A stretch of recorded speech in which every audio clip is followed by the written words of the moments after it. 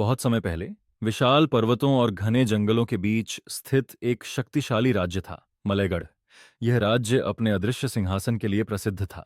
कहा जाता था कि जो इस सिंहासन पर बैठेगा वह अनंत शक्ति और अमरत्व प्राप्त करेगा। लेकिन यह सिंहासन तभी प्रकट होता जब कोई राजा अपने दिल की सच्चाई साबित करे। कहानी शुरू करने से पहले एक लाइक और चैनल को सब्सक्राइब जरूर कर लो। यह कहानी है मलयगढ़ के राजा रणवीर की। राजा रणवीर मलयगढ़ के साहसी और दयालु शासक थे। उनके राज्य में हर कोई सुखी था, लेकिन उनकी एक अधूरी ख्वाहिश थी, अदृश्य सिंहासन को हासिल करना। उनके पुरखों को यह रहस्यमयी सिंहासन कभी नहीं मिला था। एक दिन एक साधु महल आया और भविष्यवाणी की, सिंहासन तभी प्रकट होगा जब तुम सच्चाई और विश्वास की परीक्षा पास करोगे। लेकिन याद रखना, यह रास्ता अंधकार और छल से भरा है। राजा रणवीर ने अपने विश्वास पात्र सेनापति विक्रम और छोटी सी सेना के साथ अदृश्य सिंहासन की खोज में निकल गया। साधु ने बताया था कि पहला संकेत घने जंगल के बीच मिलेगा। जंगल में प्रवेश करते ही उन्हें एयसिम में एक सुनसान मंदिर मिला। मंदिर के भीतर एक प्राचीन मूर्ति थी, जिस पर लिखा था, तुम्हें अपना सबसे बड़ा डर स्वीकार करना होगा। राजा रणवीर को बचपन से अंधेरे का डर था। फिर भी उसने मूर्ति के पास बनी गहरी सुरंग में प्रवेश किया, जिसमें प्रवेश करने के लिए उन्हें अपने डर का सामना करना था। रणवीर ने साहस जुटाकर सुरंग में प्रवेश किया। अंदर हर जगह सन्नाटा था। अचानक दीवारों पर आकृतियां उभरने लगीं, जो उनके जीवन के बुरे क्षणों को दिखा रही थीं।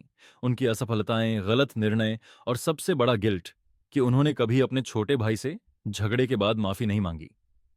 ये सब देखकर राजा को पछतावा हो रहा था। तभी एक आवाज गूंजी, तुम्हारा डर और पछतावा ही तुम्हें रोकता है। रणवीर ने गहराई से सोचा और स्वीकार किया कि वह अपने अतीत से भाग रहा था। जैसे ही उसने यह स्वीकार किया, सुरंग का रास्ता खुल गया। सुरंग के बाहर निकलते ही एक विशाल झील थी, जिसमें एक काले रंग की नौका तैर रही थी। झील के किनारे एक वृद्ध व्यक्ति खड़ा था। उसने कहा, झील पार करने के लिए तुम्हें अपनी सबसे प्रिय वस्तु का त्याग करना होगा। रणवीर के पास उनकी तलवार थी, जो उनके पिता की अंतिम निशानी थी। वह इसे छोड़ने को तैयार नहीं थे, लेकिन उन्होंने महसूस किया कि राज्य के लिए त्याग करना ही उनका असली कर्तव्य है। उन्होंने तलवार झील में फेंक दी और तभी नौका ने उन्हें झील पार कराया। झील पार करने के बाद राजा और उनकी सेना को एक सुनसान किले में पहुंचाया गया।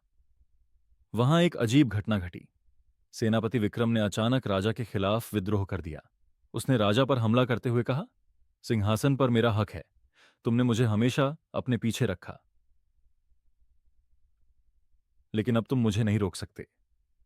यह सब देखकर राजा निराश हो गए, लेकिन उन्होंने साहस रखते हुए सेनापति को समझाया, ना, यह सिंहासन शक्ति के लिए नहीं, बल्कि सच्चाई के लिए है।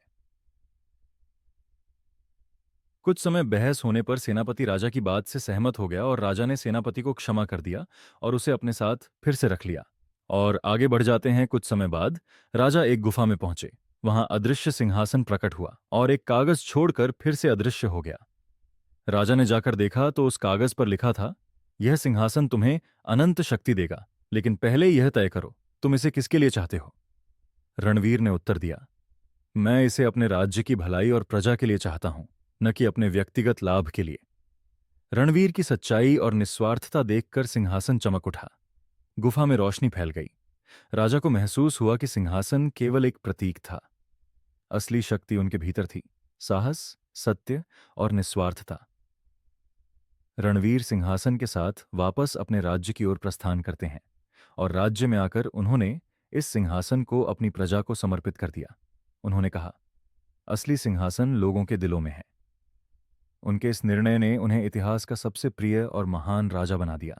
कहानी अच्छी लगी हो तो एक कमेंट और शेयर कर देना और चैनल को सब्सक्राइब कर लेना।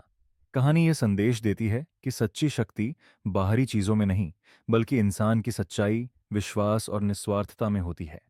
कहानी यहाँ खत्म हुई। जय श्री कृष्ण।